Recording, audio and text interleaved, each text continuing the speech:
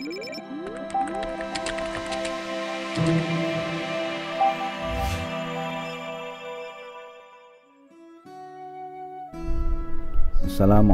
warahmatullahi wabarakatuh.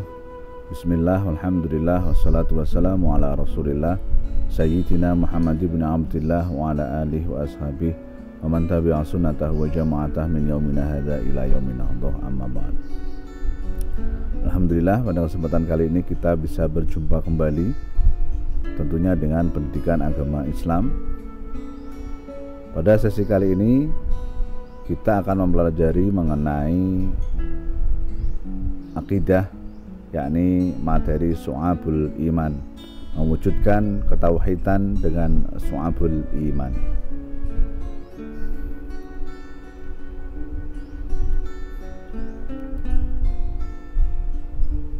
Ada 3 yang kita pelajari nanti. Yang pertama adalah definisi iman, apa itu iman, dan juga apa itu Syu'abul Iman, dan hal-hal terkait iman dan Syu'abul Iman. Kemudian yang kedua adalah tanda-tanda orang beriman dan juga problematika praktek keimanan di sekitar kita. Yang ketiga adalah hikmah dan manfaat Syu'abul Iman. Oke.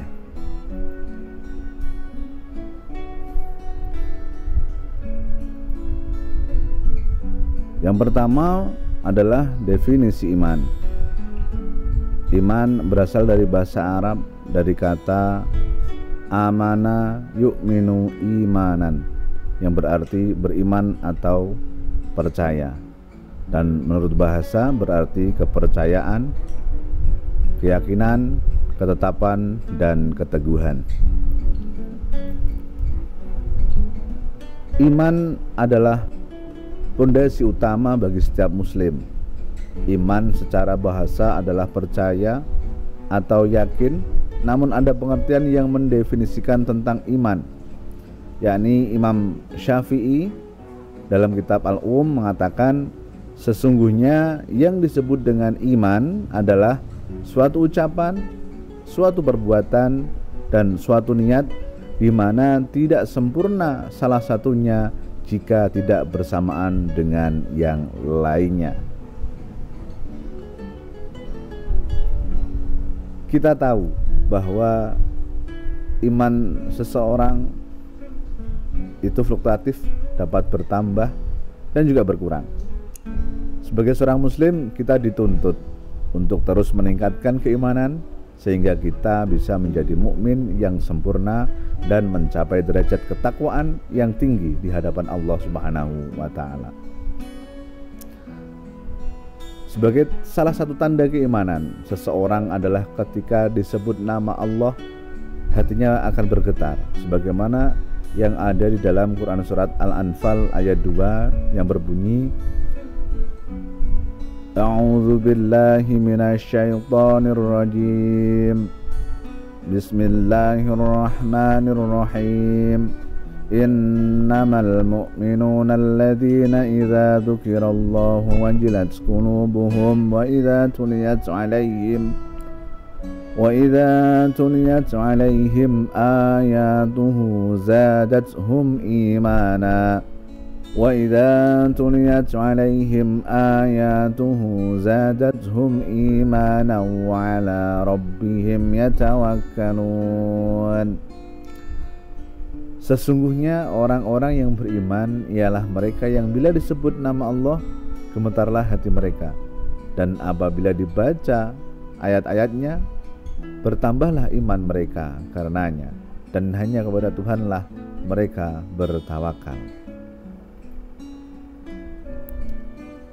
Dari ayat di atas kita dapat menyimpulkan bahwa orang dengan tingkat keimanan tinggi akan bergetar hatinya jika disebut nama Allah Subhanahu wa taala.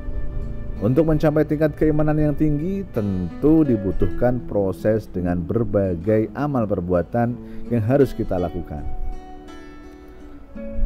Selanjutnya materi kita adalah pilar-pilar keimanan. Sebagaimana yang kita tahu, ya kan, pilar-pilar keimanan terdiri dari 6 perkara yang dikenal dengan rukun iman.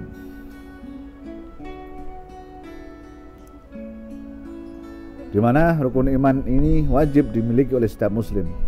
Beriman tanpa mempercayai salah satu dari 6 rukun iman tersebut, maka gugurlah keimanannya, sehingga mempercayai dan mengimani keenamnya bersifat wajib dan tidak bisa ditawar sedikit pun. Apa itu? Yang pertama adalah iman kepada Allah Subhanahu wa taala, yang kedua adalah iman kepada Rasul utusan Allah Subhanahu wa taala, yang ketiga adalah iman kepada malaikat Allah, yang keempat meyakini dan mengamalkan ajaran dalam kitab-kitabnya, yang kelima adalah meyakini akan datangnya hari akhir, dan terakhir adalah mempercayai qada dan qadar Allah Subhanahu wa taala. Di samping itu adalah dasar dari adanya pilar keimanan. A'udzubillahi minasyaitonirrajim. Bismillahirrahmanirrahim. Ya ayyuhalladzina amanu aminu billahi wa rasulihi wal kitabil ladzi nazzala ala rasulihi wal kitabil ladzi anzala min qabl wa man yakfur billahi wa malaikatihi wa kutubihi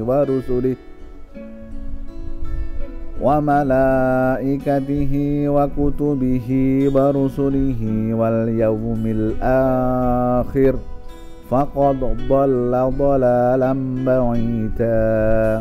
Wahai orang-orang yang beriman, tetaplah beriman kepada Allah dan Rasul-Nya, dan kepada kitab Al-Quran yang diturunkan kepada Rasul-Nya, serta kitab yang diturunkan sebelumnya. Barang siapa ingkar kepada Allah, malaikat-malaikatnya, kitab-kitabnya, Rasul-Rasulnya, dan hari kemudian, maka sungguh orang itu telah tersesat sejauh-jauhnya.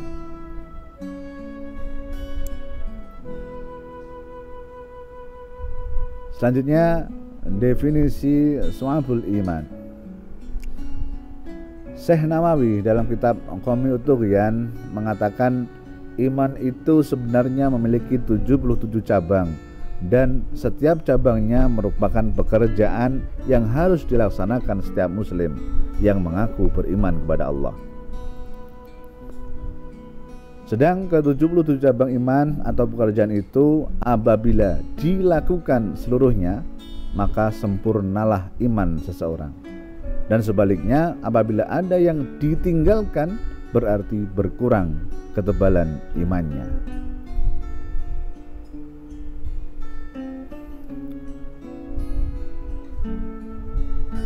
Dalil Syu'abul Iman.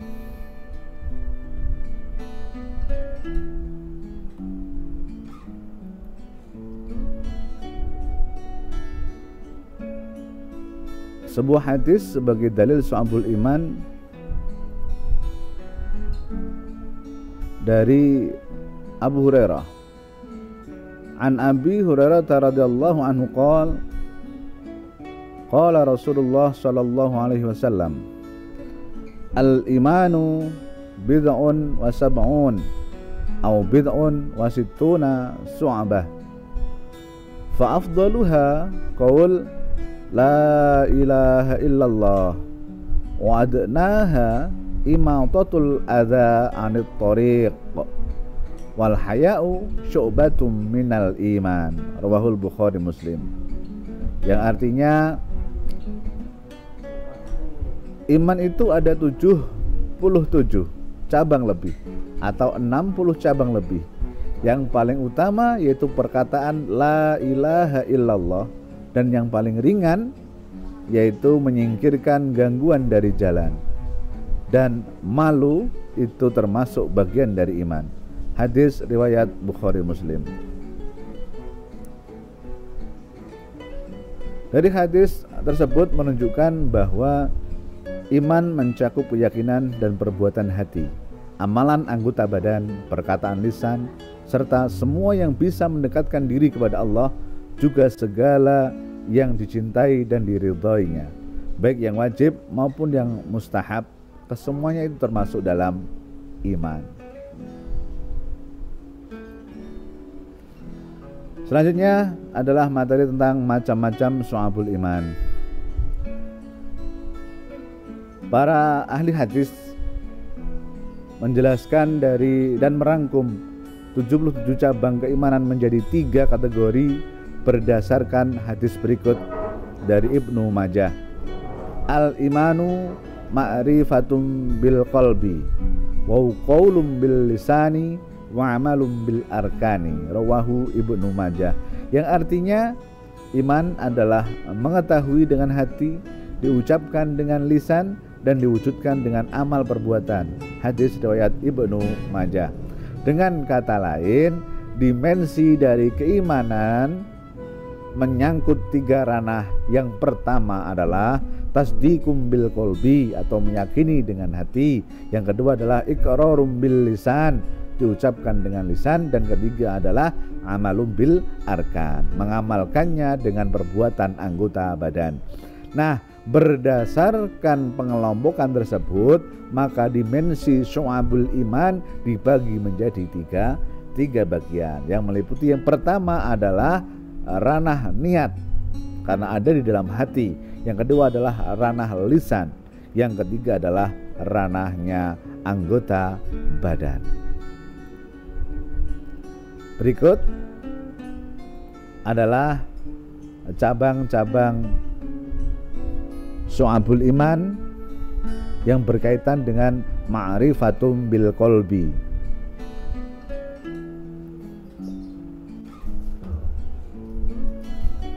Ada 30 jumlahnya yang termasuk cabang iman berkaitan dengan ma'rifatum bil qalbi.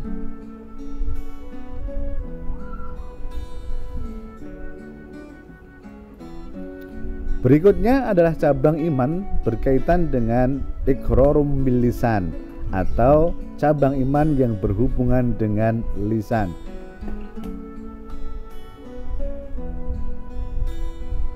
Ada 7 bagian.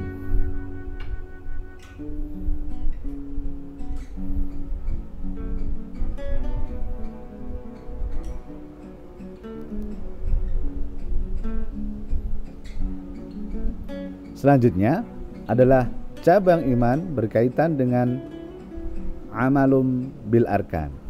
Ada 40.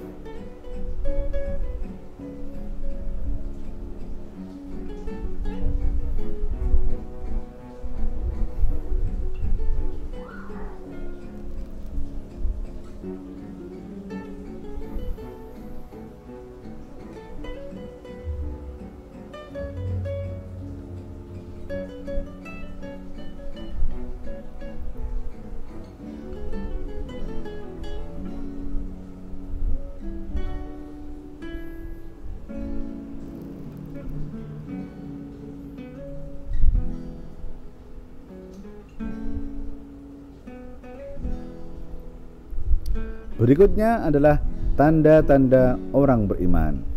Yang pertama adalah tanda orang beriman bergetar hatinya jika mendengar atau membaca ayat-ayat Al-Quran dan bergejolak hatinya untuk segera mengamalkannya. Dasarnya adalah innamal mu'minuna alladzina idza dzukirallahu wajilat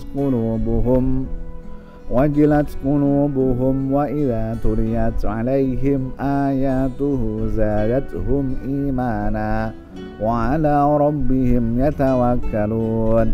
Sesungguhnya orang-orang yang mukmin adalah mereka yang jika disebut nama Allah gemetar hatinya, dan jika dibacakan ayat-ayatnya kepada mereka bertambah kuat imannya, dan hanya kepada Tuhannya mereka bertawakal. Yang kedua, bertawakal setelah bekerja keras dan berdoa kepada Allah. Dasarnya adalah Allahu la ilaha illahu wa 'alallahi falyatawakkalul mu'minun. Artinya, dialah Allah, tidak ada Tuhan selain Dia. Kepada Allah lah hendaknya orang-orang mukmin itu bertawakal.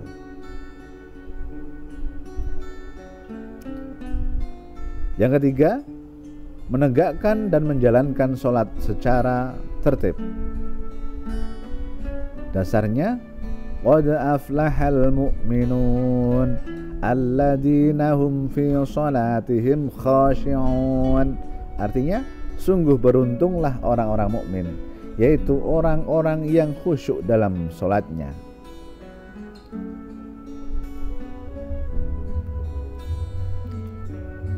Yang keempat, menafkahkan sebagian rezeki dan hartanya di jalan Allah. Dasarnya alladzina yuqimuna as-salata wa mimma razaqnahum yunfiqun. Artinya orang-orang yang melaksanakan sholat dan menginfakkan sebagian rezeki yang kami anugerahkan kepada mereka. Yang kelima, menghindari perkataan yang tidak berguna. Dasarnya walladzina hum 'anil lagwi mu'ridun walladzina hum lizzakati fa'ilun walladzina hum li furujihim khafidun. Artinya orang-orang yang meninggalkan perbuatan dan perkataan yang tidak berguna, orang-orang yang menunaikan zakat, dan orang-orang yang menjaga kemaluannya.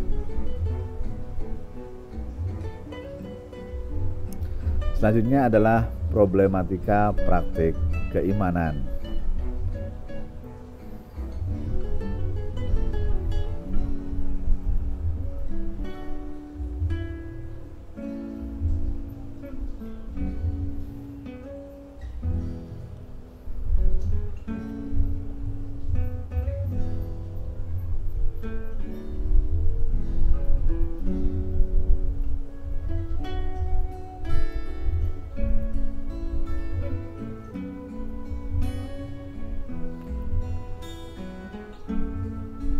Dalam kitab Makarimul Akhlak, Abu Bakar bin Lal meriwayatkan hadis dari Anas bin Malik. Ia berkata bahwa Rasulullah bersabda, setiap mukmin dihadapkan pada 5 ujian. Mukmin yang menghasutnya, munafik yang membencinya, kafir yang memeranginya, nafsu yang menentangnya, dan setan yang selalu menyesatkannya. Hadis riwayat Ad-Dailami. Nah, berdasarkan hadis tersebut terdapat 5 ujian yang dihadapi orang mukmin. Yang pertama adalah orang mukmin yang saling mendengki. Dalam suatu masyarakat terkadang terdapat seorang yang iri dan dengki terhadap kenikmatan yang dimiliki orang lain. Dari sini timbullah sikap hasud dan mengharapkan agar kenikmatan orang lain hilang dan berpindah kepadanya. Selain itu, sikap hasud juga bisa muncul akibat kesombongan yang menjadi watak dirinya, sehingga ia senantiasa merasa khawatir bila ada orang lain yang lebih hebat dari dirinya dan meremehkannya. Na'udzubillah. Yang kedua, kaum munafik yang membenci kaum mukmin. Seorang munafik merupakan salah satu sifat tercela. Munafik merupakan salah satu sifat tercela yang sangat dilaknat Allah. Sifat munafik lebih berbahaya dari kufur, sebab orang yang munafik itu sering menampakkan wajah keislaman seakan-akan baik, padahal dirinya menyimpan permusuhan dalam hatinya. Masya Allah. Yang kedua, orang kafir yang memerangi kaum mukmin. Kaum kafir adalah pendukung kebautilan, setan, dan berusaha mencelakakan orang muslim.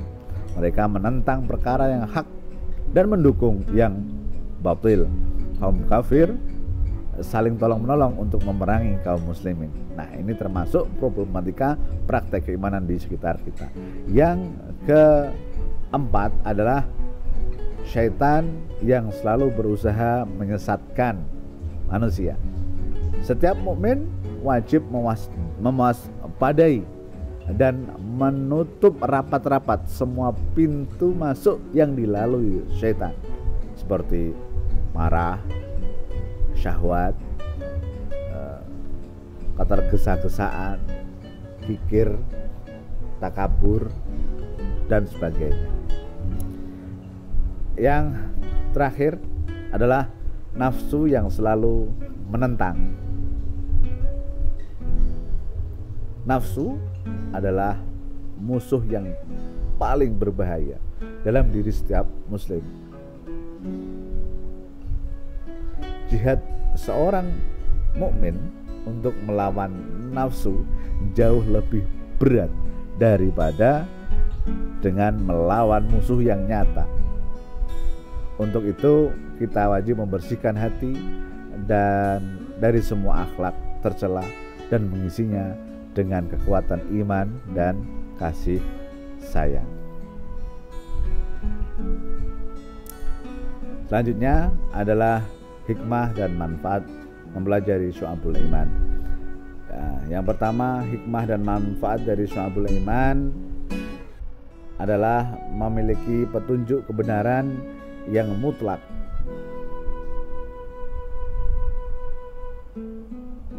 Dasarnya adalah surah Al-Hajj ayat 54.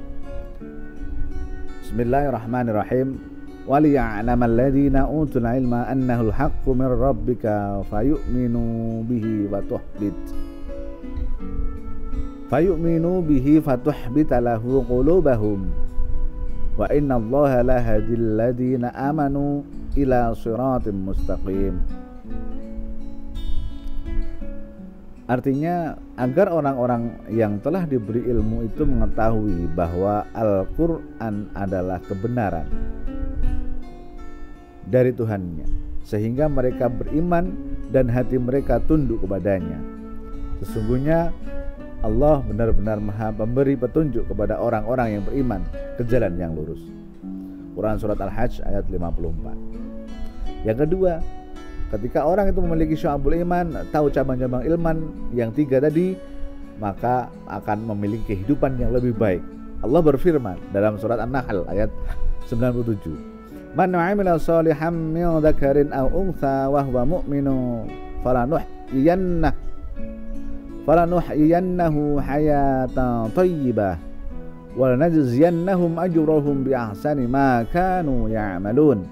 Artinya, barang siapa yang mengerjakan kebajikan, baik laki-laki maupun perempuan, sedangkan dia seorang mukmin, sungguh kami pasti akan berikan kepadanya kehidupan yang baik dan akan kami beri balasan dengan pahala yang lebih baik daripada apa yang selalu mereka kerjakan. Quran Surat An-Nahl ayat 97.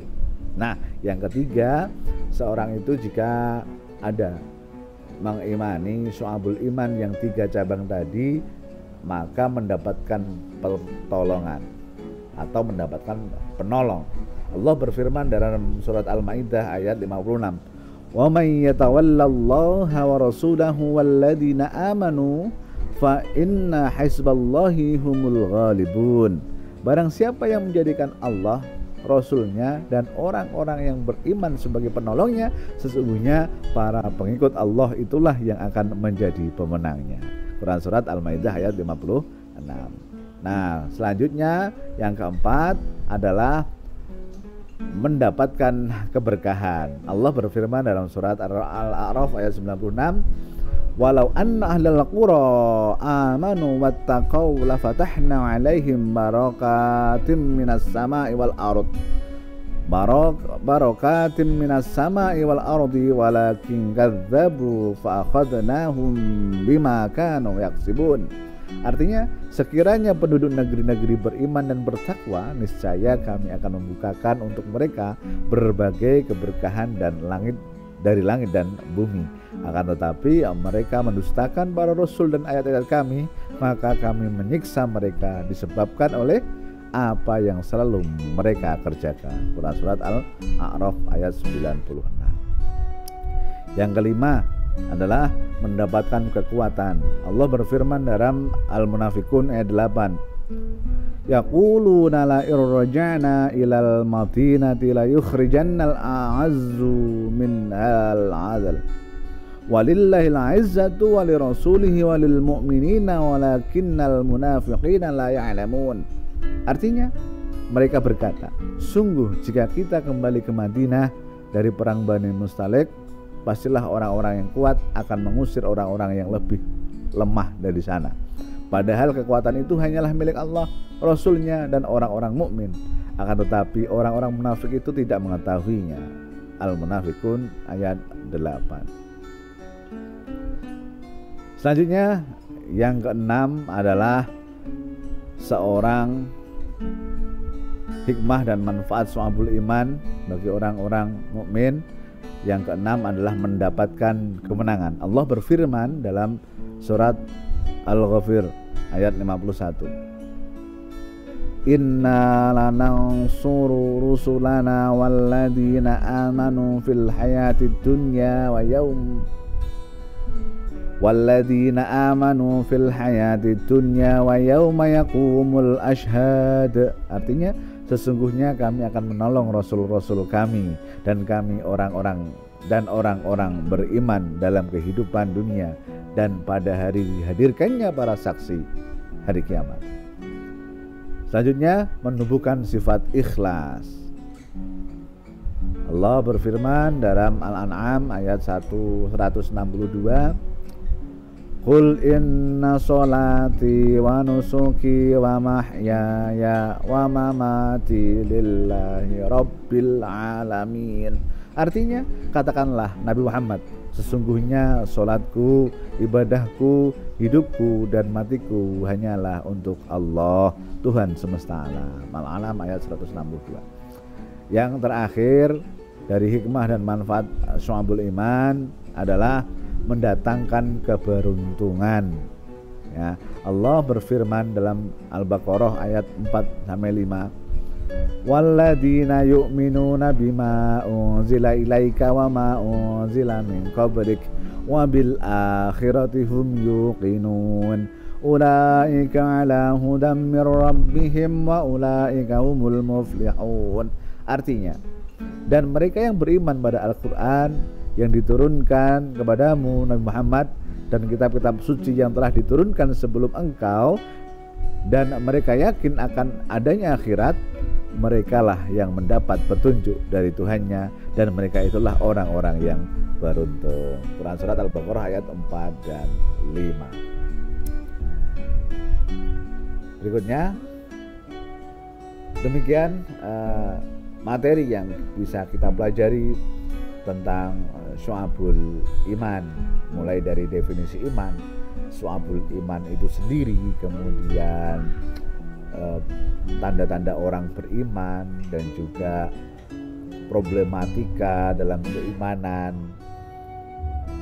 Banyak sekali yang telah kita pelajari. Alhamdulillah, semoga sedikit ilmu ini bisa membuat kita menambahkan keimanan kita dan barokah untuk pengetahuannya. Mari sebelum kita akhiri berdoa bersama-sama, membaca doa akhir majelis. Subhanakallahumma wa bihamdika asyhadu an la ilaha illa anta astaghfiruka wa atubu ilaik. Demikian yang dapat saya sampaikan. Wallahul muwaffiq ila aqwamit thoriq. Wassalamualaikum warahmatullahi wabarakatuh.